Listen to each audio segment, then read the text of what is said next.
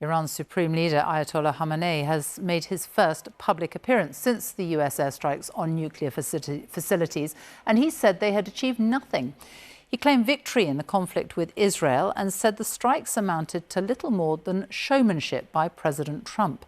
Our chief international correspondent, Lise Doucette, is in the Iranian capital, Tehran. She's being allowed to report from there on condition that none of her coverage is used on the BBC's Persian service, which broadcasts to the people of Iran.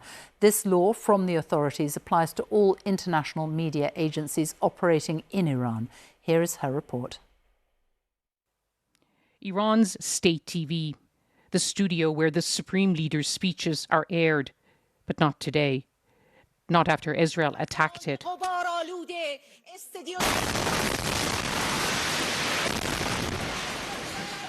Forcing the newsreader to flee, her desk devoured by fire.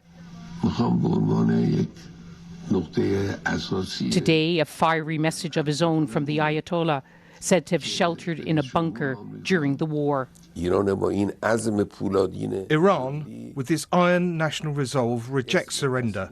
For a country like this, the idea of surrender is laughable to anyone who truly knows the Iranian nation.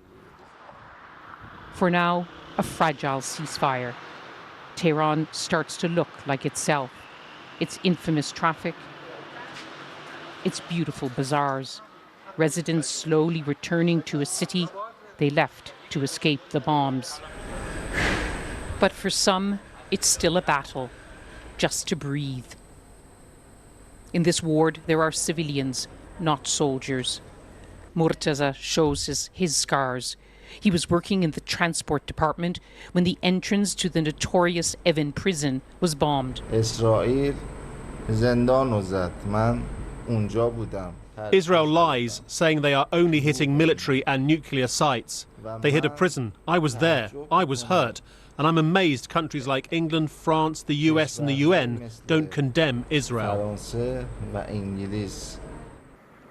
The abandoned American embassy, a monument to Iran's troubled relationship with the West, accused of sponsoring terrorism, of trying to develop a nuclear bomb.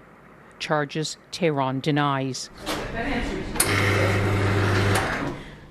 But even inside this former embassy, a cafe serving iced Americanos.